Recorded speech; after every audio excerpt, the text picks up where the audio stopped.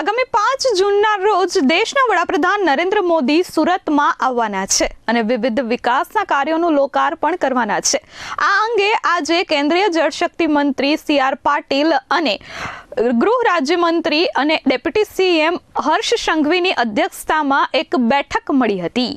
વડાપ્રધાન નરેન્દ્ર મોદીના સુરત પ્રવાસને લઈને સુરત કલેક્ટર કચેરી ખાતે એક બેઠકનું આયોજન કરવામાં આવ્યું હતું, જેમાં કેન્દ્રીય જળશક્તિ મંત્રી સી.આર. પાટીલ, નાયબ મુખ્યમંત્રી હર્ષ સંઘવી સહિત તમામ ધારાસભ્યો અને અધિકારીઓ, પોલીસ કમિશનર, મામલતદાર, નાયબ કલેક્ટર સહિત પોલીસના ઉચ્ચ અધિકારીઓ જોડાયા હતા।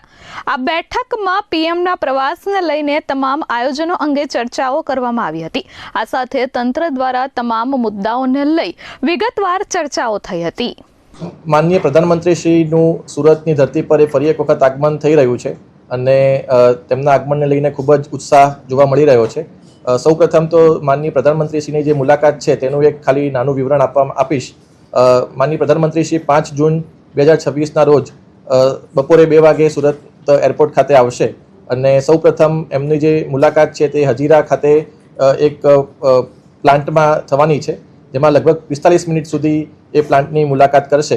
એ મુલાકાત બાદ માનનીય પ્રધાનમંત્રી શ્રી એક જાહેર સભાને સંબોધન કરવા માટે ઇન્ડોર સ્ટેડિયમ ખાતે પધારવાના છે અને તે 4:15 થી 5:15 સુધી એટલે કે 1 કલાકનો એ કાર્યક્રમ યોજાશે।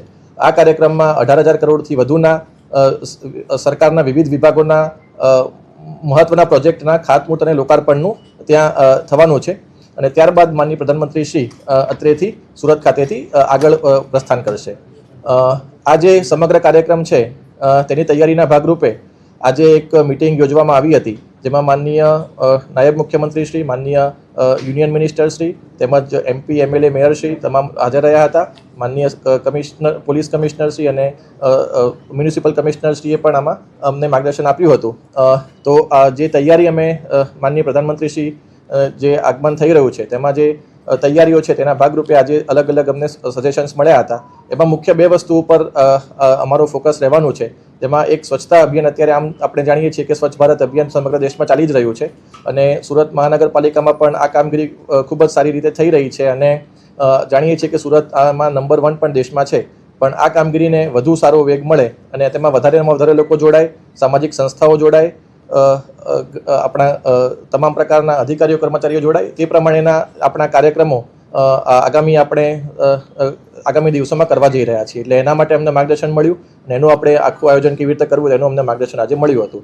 બીજું જે છે કે આ સમગ્ર કાર્યક્રમ જે છે એ ઇકો ફ્રેન્ડલી દ્રષ્ટિએ મતલબ આખો થાય તેના માટે પણ અલગ અલગ પ્રકારના વિષયની એમાં ચર્ચા થઈ અને કઈ રીતે આપણે ઇકો ફ્રેન્ડલી રીતે આખો આ કાર્યક્રમ કરી શકીએ અને તેમાં કઈ રીતે આપણે સાહેબનું સ્વાગત છે, લોકો પોતાની ભાવના જે માનનીય પ્રધાનમંત્રીશ્રીના આગમનને લઈને જે વ્યક્ત કરવા માગી રહ્યા છે તેને આપણે કઈ રીતે વધારેમાં વધારે સારી રીતે કરી શકીએ તે બાબતનું પણ આજે આમાં ચર્ચા થઈ અને એનું જે હવે ડિટેલિંગ્સ છે અમે આજે કરવામાં આવશે।